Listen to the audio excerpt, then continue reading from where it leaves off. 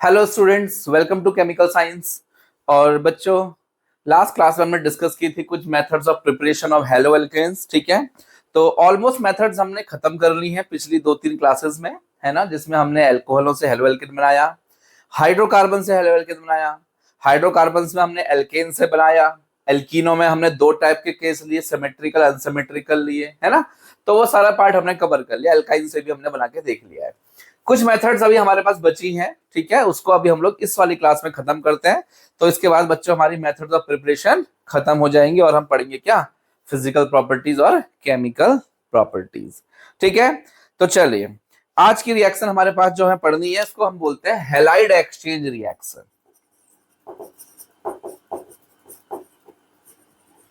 Exchange reaction क्या हुआ भाई, इसका मतलब देखो मैं बताता हूं क्या है इसका मतलब। हैलाइड एक्सचेंज मतलब आपके पास ऑलरेडी एक एल्काइल हैलाइड है, आप उसके हैलाइड को एक्सचेंज कर रहे हो किसी दूसरे हैलाइड से, समझना है। देखो, तो पहले मैं आपको बताता हूं, हमारे पास दो मेथड हैं जो हमें हैलाइड एक्सचेंज वाली प्रॉपर्टी देती है, दिखाती है प्रॉपर्टी कैसे। एक मेथड है हमारे पास फिंकलस्टीन हैलाइड एक्सचेंज रिएक्शन।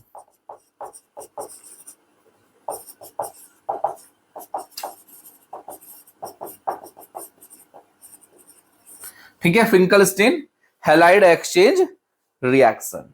इस पे क्या होगा, इस पे हमारे पास सिर्फ जो प्रोडक्ट बन के आएगा ना, सिर्फ आयोडीन वाला प्रोडक्ट बन के आएगा, मतलब आयोडोमिथेन वगैरह आयोडो एल्केन बन के आएगा, या अल्काइल आयोडाइड जिसे कह सकते हो आप। कैसे, देखो यहां बताते हैं। हमारे पास ऑलरेडी एक आर एक्स होगा, यहाँ पर एक्स क्या हो सकता है, या तो सीएल हो सकता है या बीआर हो सकता है ना।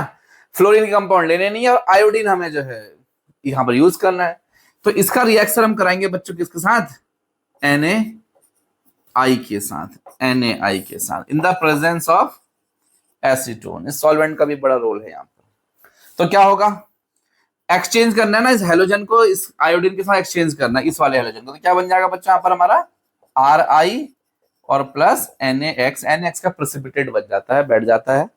ये है इस रिएक्शन को, देख लीजिए, समझ में आया। इसको हम लोग बोलते हैं क्या, Finkelstein halide exchange reaction. Acetone के प्रेजेंस में यहां पर होने वाली है। ठीक है, चलो इसको हटा दूं, एक एग्जांपल डिस्कस कर लेते हैं। इसका एग्जांपल में क्या लिखूं बताओ, CH3 CH2 Br ले लेता हूं और प्लस NaI ले लेता हूं in the presence of acetone. क्या बन जाएगा, CH3 CH2I और प्लस NaBr जो है सेटल हो जाएगा नीचे। देख लो जी, पहले आप इस रिएक्शन को नोट करें, फिर मैं इसके बारे में आपको कुछ बातें बताता हूं जिसकी वजह से रिएक्शन थोड़ा इंपॉर्टेंट सी लगती है अपने को, है ना। चलो नोट करें, ठीक है, कर लिया। चलिए, तो अब पहली बात तो कहोगे सर ये कुछ मजा नहीं आया, जैसे आप NaI के साथ रिएक्शन करा रहे हो तो दूसरे हेलोजेंस क्यों नहीं कर पा रहे इस रिएक्शन को, है। दूसरी रिएक्शंस, दूसरे रिएक्टेंट्स सॉरी हेलोजेंस इस रिएक्शन को क्यों नहीं कर रहे हैं, ऐसा क्या है कि इसमें आयोडीन वाला ही चाहिए। मैं बताता हूं आपको, इसके बिहाइंड एक रीजन है। जैसे क्या, ये था मेरा R, यहां मैंने Br ले लिया, Na के साथ I ले लिया, यहाँ एसीटोन ले लिया। एसीटोन जानते हो ना, CH3CO दिस इज एसीटोन। क्या हो जाएगा, RI और प्लस NaBr, ये है। तो क्या है ऐसा NaI के साथ जो यही रिएक्ट कर सकता है, NaCl NaBr तो नहीं कर रहे, यही क्यों कर रहा है। तो ध्यान से समझो, एक्चुअली में इसकी बिहाइंड आपको थोड़ा सा कुछ सीखनी पड़ेंगी चीजें। आपने फजान्स रूल पढ़ा होगा, ठीक है, पता नहीं, मुझे याद नहीं है, मैंने आपको पढ़ाया नहीं पढ़ाया अभी तक, ठीक है। अगर नहीं पढ़ाया तो कोई बात नहीं, आपने 11th-12th में भी पढ़ा है वो, ठीक है। फजान्स रूल क्या करता है, किसी आयनिक बॉन्ड के अंदर कोवेलेंट कैरेक्टर को बताता है। क्या बताता है, आयनिक बॉन्ड के अंदर, आयनिक बॉन्ड के अंदर कुछ परसेंटेज होती है किसी कोवेलेंट कैरेक्टर की, कोवेलेंट बॉन्ड कैरेक्टर की, उसको बताता है, ठीक है, आयनिक बॉन्ड के अंदर। तो वो क्या कहता है भाई किसी आयनिक बॉन्ड में उतना ज्यादा कोवेलेंट कैरेक्टर होगा। देखो एक बात तो आप मान के चलो, कोई भी बॉन्ड 100% आयनिक नहीं होता और कोई भी बॉन्ड 100% कोवेलेंट नहीं होता। कोवेलेंट के अंदर थोड़ा बहुत आयनिक कैरेक्टर घुसा हुआ होता है और आयनिक बॉन्ड के अंदर थोड़ा बहुत कहीं ना कहीं कुछ ना कुछ अमाउंट में कोवेलेंट कैरेक्टर घुसा हुआ होता है। अब जैसे हम यहाँ पढ़ रहे हैं आयनिक कंपाउंड, देखो ना Na क्या है, देखो यहाँ देखो, यहाँ देखो NaCl NaBr Na, ये क्या है, आयनिक बॉन्ड है, आपको पता है सर, आयनिक कंपाउंड है, सॉल्ट है सारे के सारे आयनिक कंपाउंड। लेकिन मैंने कहा ना किसी भी आयनिक बॉन्ड के अंदर थोड़ा बहुत कहीं ना कहीं क्या होता है, कोवेलेंट कैरेक्टर होता है, ऑफ कोर्स, ठीक है। और वो कैसे ज्यादा होता है, किसने बताया, फजांस ने, उसने कहा कोवेलेंट कैरेक्टर ज्यादा कब होगा, जब साइज ऑफ कैटायन क्या होगा, स्मॉल होगा, कैटायन का साइज छोटा होगा, साइज ऑफ एनायन क्या होगा, बड़ा होगा, साइज ऑफ एनायन क्या होगा, एनायन क्या होगा, साइज में बड़ा होगा, ठीक है। तो जब ये कंडीशंस फॉलो होती है तो उसके अंदर क्या आता है, कोवेलेंट कैरेक्टर आ जाता है, क्या आता है, कोवेलेंट कैरेक्टर आ जाएगा, समझ में आया। और कोवेलेंट कैरेक्टर है तो कोवेलेंट की प्रॉपर्टी शो करेगा, कोवेलेंट कंपाउंड की प्रॉपर्टी क्या है ना, देखो बताते हैं, अभी समझो बात को। तो ये तो कंडीशन है, साइज ऑफ कैटायन स्मॉल होना चाहिए, साइज ऑफ एनायन बिगर होना चाहिए, और उसके हिसाब से क्या होता है, कोवेलेंट कैरेक्टर उसके अंदर आ जाता है, ठीक है। चार्ज का फैक्टर भी होता है, बट जरूरत नहीं है क्योंकि चार्ज सब में सेम है, क्योंकि मैं आपको ये नहीं बता, तो खाली थोड़ा सा आपको इसको एक्सप्लेन करने को बता दिया, ठीक है। तो देखो ध्यान से समझो, अब आप मुझे ये बताइए कि इन सब में कोवेलेंट कैरेक्टर ज्यादा किस वाले कंपाउंड में है, NaCl में, NaBr में, Na में, क्योंकि साइज ऑफ कैटायन स्मॉल होना चाहिए, स्मॉल, ठीक है जी, यहाँ तो सब में एक जैसा ही है, चार्ज ज्यादा होना चाहिए लेकिन चार्ज ही सब में एक जैसा ही है, 1+1+1+। साइज ऑफ एनायन बड़ा होना चाहिए, अच्छा हाँ ये काम की चीज है, इसका एनायन थोड़ा छोटे साइज का, इसका एनायन थोड़ा बड़ा है, और इसका एनायन बहुत बड़ा है, तो इसके हिसाब से कोवेलेंट कैरेक्टर क्या होता है, बढ़ता है। तो कब सबसे ज्यादा कोवेलेंट कैरेक्टर किसके अंदर हुआ, Na के अंदर हुआ, किसके अंदर हुआ भाई, Na के अंदर हुआ, क्योंकि साइज ऑफ कैटायन छोटा है, चलो वो तो कंपैरिजन की करने की बात ही नहीं, क्योंकि सब में जैसा है, एनायन का साइज सबसे बड़ा इधर है, तो साइज क्या होगा, कोवेलेंट कैरेक्टर सबसे ज्यादा इसी के अंदर होगा, ठीक है। तो सबसे ज्यादा अच्छा, अब ये देखो हमारा जो सॉल्वेंट है क्या है, एसीटोन, एसीटोन क्या है, पोलर नॉन पोलर, कहोगे सर तो एक सॉल्वेंट है नॉन पोलर है ना, ऐसा आयन सब ब्रेक तो होने वाला नहीं है, ऑर्गेनिक सॉल्वेंट है, तो कोवेलेंट कैरेक्टर है इसके अंदर, सारे के सारे बॉन्ड कोवेलेंट है, और ये भी क्या है, इसके अंदर कोवेलेंट कैरेक्टर है। तो आप क्या कह सकते हो यहाँ पर, लाइक डिसॉल्व लाइक, आपने पढ़ा होगा, लाइक डिसॉल्व लाइक, बहुत सारी बुक्स में स्टेटमेंट लिखा हुआ है, जो जैसा होता है वैसे में घुलना पसंद करता है, तो ये कोवेलेंट कैरेक्टर वाला कंपाउंड है, कोवेलेंट कंपाउंड है, तो सबसे ज्यादा कोवेलेंट कैरेक्टर इसके अंदर है, तो ये क्या हो सकता है, Na क्या होता है, हो सकता है इसमें डिसॉल्व हो जाता है, और इसमें जब डिसॉल्व हो जाएगा तो आयंस में ब्रेक हो जाएगा, Na पॉजिटिव में चला जाएगा, I नेगेटिव में चला जाएगा, है ना। अब I नेगेटिव बन गया, देखो यहाँ ये रहा आपका, इसमें I नेगेटिव बन गया, न्यूक्लियोफाइल, इसका अटैक करो, धक्का मार के इसे बाहर कर दो, क्या बन जाएगा, Ri बन जाएगा, और Br नेगेटिव अलग हो जाएगा, वो Br नेगेटिव से Na में आ जाएगा, क्या बन जाएगा, NaBr। कमाल की बात, NaBr तो इसमें घुलने वाला है ही नहीं, जैसे ही Na और Br मिलेंगे तो क्या बना देगा, ये प्रेसिपिटेट बना देगा, सेटल डाउन हो जाएगा। इसलिए ये रिएक्शन सिर्फ और सिर्फ कौन दिखा सकता है, Na ही दिखा सकता है, बाकी कोई आयनिक कंपाउंड जो है ऊपर वाले NaCl NaBr नहीं दिखा सकते। क्या समझ में आया बताओ, क्लियर हुई कुछ बातें आपको। तो आपका अगर दिमाग में कभी ऐसा आ रहा हो कि ऐसा क्यों है, तो सिर्फ यही क्यों दिखाता है Na, और क्यों नहीं दिखाते, इसलिए नहीं दिखाते, ठीक है, हटाओ इसको। चलो इस बात को मैं लिख देता हूं, ठीक है, आप दिमाग से स्किप हो जाएगा, क्योंकि बच्चों का ऐसा ही है, फालतू की चीजें सब उनके दिमाग में रहती है, काम की चीजें निकल जाती हैं, ठीक है। चलो क्या था यहाँ पर, acetone, this is acetone, ketone है एक तरीके से, है ना। चलो तो एक लाइन इसमें लिख लेते हैं, क्या लिखे बताओ, लिखो Na is soluble in acetone, मैं लिख दूं Na is soluble in acetone. अब एसीटोन में सॉल्युबल है तभी तो I नेगेटिव को प्रोड्यूस कर पा रहा है, but NaBr and NaCl are not, but NaBr and NaCl are not. ये तो क्या है, Na तो क्या है, सॉल्युबल है एसीटोन में, बट NaBr और NaCl सॉल्युबल नहीं होते हैं, वो क्या करते हैं, सेटल डाउन हो जाते हैं, इसे प्रेसिपिटेट बना देते हैं। As a result equilibrium in the above reaction is much favour of forward reaction, forward direction.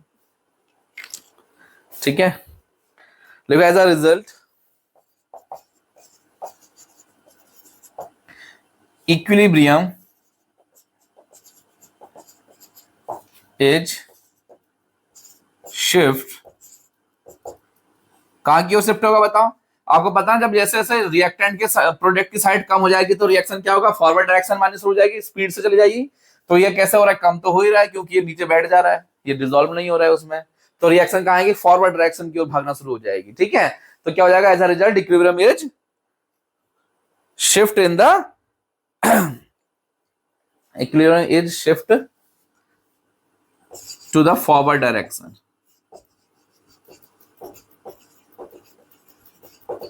ये लो, ठीक है, तो इससे क्या होगा, रिएक्शन को एक प्लस पॉइंट मिल जाएगा, रिएक्शन की स्पीड क्या होगी, बहुत ज्यादा बढ़ जाएगी। क्लियर होगी बात, यही है बस बात। ठीक है जी, हटाओ इसको, बोलो। तो आप इसके एग्जाम्पल वगैरह मैंने आपको सब बता ही दिए हैं, खुद से कर लेंगे, बाकी कुछ नहीं करना, इतना ही आता है एग्जाम में, हो जाता है, कुछ आने वाला है नहीं। तो ये रही आपकी halide exchange reaction, Finkelstein halide exchange reaction. चलिए अब हमारे पास दूसरी रिएक्शन जो है बच्चों, उसका नाम है क्या, स्वार्ट्ज रिएक्शन। वो भी एक हैलाइड एक्सचेंज रिएक्शन है, स्वार्ट्ज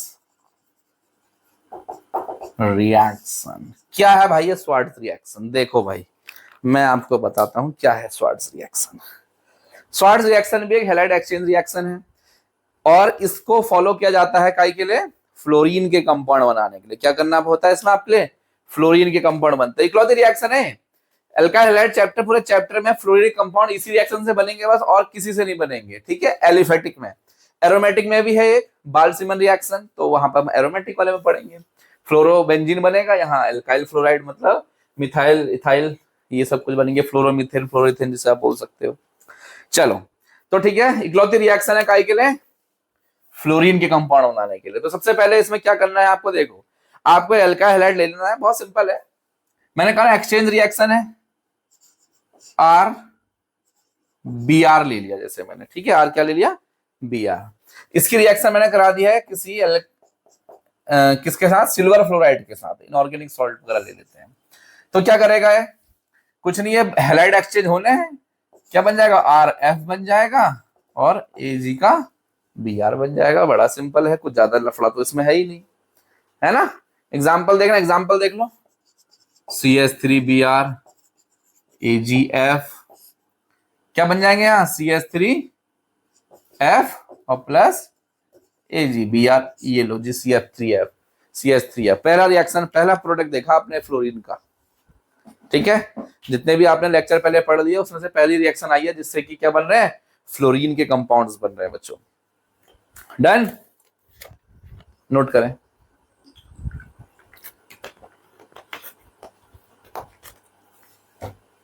ठीक है, चलो अब एक और देखो, मरकरी सॉल्ट के साथ भी ले लेते हैं, मरकरी के भी फ्लोराइड्स ले लेते हैं यहां पर हम।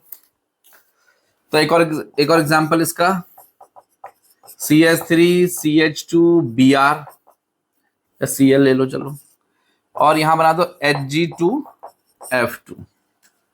देखो ठीक है, इसके साथ ही आप रिएक्शन करोगे ना तब भी सेम ही होना है, फ्लोरीन को एक्सचेंज कर दीजिए, हाँ बैलेंस करना है तो दो फ्लोरीन तो दो ले लो इसके, तो प्रोडक्ट भी दो ही बनेंगे, फिर ट्वाइस ऑफ CH3CH2F एक्सचेंज और प्लस Hg2 के साथ क्या जाएगा, Cl2 आ जाएगा, एक्सचेंज रिएक्शन हो गया। देखो यहां फिर से फ्लोरीन कंपाउंड बन गया।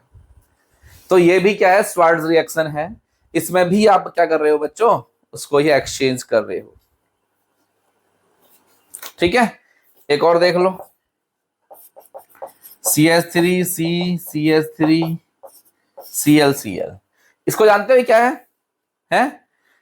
बोलो, ये डाइहैलाइड है, क्या है, डाइहैलाइड, जेमिनल हुआ है, जेमिनल जानते हो ना, जेमिनल SbF3। ठीक है, बहुत गर्म है बच्चों आज, एक्चुअली में आज हमारे वहां लाइट नहीं आई है, एसी नहीं चल रहा है। तो देखो क्या हो जाएगा, CH3, इसमें भी सिंपल मैंने बता दूं, एक्सचेंज रिएक्शन है, इस फ्लोरीन को और क्लोरीन को एक्सचेंज कर दो, CH3CFF अगेन CH3 और प्लस SbCl3 आ जाएगा, देख लीजिए। तो यहां पर भी क्या करा मैंने, एक्सचेंज रिएक्शन कर दिया, सिंपल एक्सचेंज है और कुछ नहीं करना बच्चों इसमें ज्यादा, ठीक है। बैलेंस करने की इच्छा तो बैलेंस कर दो, कोई दिक्कत नहीं। कैसे होगा बैलेंस बताओ, ये हो जाएगा ऐसा, 3 हो जाएगा, ठीक है। ये अब सही है, 3 2 हो जाएगा, ठीक है। देख लीजिए ध्यान से, तो कोई दिक्कत नहीं है, यहां पर भी आप इसको ऐसे ही कर सकते हो बिल्कुल। अच्छा यहां भी तो करना पड़ेगा, यहां आ जाएगा 3 और यहां जाएगा 2।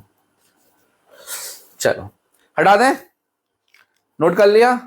तो ये क्या थी बच्चों आपकी, ये भी एक एक्सचेंज रिएक्शन थी। इस पे भी हमें क्या करना है, हैलाइड हमें एक्सचेंज करके फिर से हैलाइड ही मिल गया है हमको, ठीक है। तो डायरेक्ट इसकी रिएक्शन हम यहां पर नहीं करते हैं, मैंने बता दिया क्यों नहीं करते हैं। Clear, okay. चलो इसको हेडिंग, इसको हटाते हैं, फिर अब एक हेडिंग लगाइए, लास्ट रिएक्शन पढ़ लेते हैं इसको भी। बोरोडीन हुंसडीकर रिएक्शन, क्या पढ़ना है अब हमें, बोरोडीन हुंसडीकर रिएक्शन। ये हैलाइड एक्सचेंज नहीं है, ठीक है, ये हैलाइड एक्सचेंज नहीं है। तो लिखे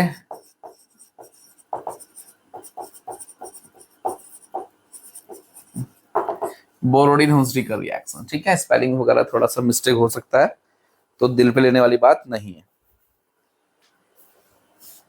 इसको थोड़ा सा चेंज CKER, ठीक है। बोरोडीन हुंसडीकर रिएक्शन, इसमें क्या करना है हमें, इसमें हमें लेना होता है एक सिल्वर सॉल्ट लेना होता है फैटी एसिड का। फैटी एसिड मतलब कार्बोक्सिलिक एसिड, CH3COOAG। अच्छा सिल्वर सॉल्ट कैसे बनाओगे ये समझ में नहीं आता, तो सिल्वर सॉल्ट कैसे बनाते हैं ये भी बता देता हूं आपको, कोई दिक्कत नहीं भाई। इसको हटा देते हैं, देखो पहले ऐसा करो, सिल्वर सॉल्ट बना के दिखाओ, ठीक है। देखो कैसे बनता है सिल्वर सॉल्ट। तो आप पहले कुछ नहीं करना है, आपको एक एसिड ले लेना है, ठीक है। CH3COOH एक एसिड ले लिया, इसका रिएक्शन आप कराइए AgOH के साथ, ठीक है। तो क्या होगा, यहां से OH और H निकल के H2O बना लेगा, और ये क्या बन जाएगा, नेगेटिव में सिल्वर पॉजिटिव और प्लस H2O, ये अब आपका बनिए क्या, सिल्वर सॉल्ट। चलो अब आप क्या करते हैं, इस सिल्वर सॉल्ट की जो रिएक्शन करवानी है आपको किसके साथ, ब्रोमीन के साथ, ठीक है। किस साथ करनी है, ब्रोमीन के साथ, Br2 के साथ। तो ले लेते हैं फिर, ये रहा सिल्वर सॉल्ट, ये रहा आपका Br2, इसमें एक सॉल्वेंट ले लेते हैं क्या, CCl4।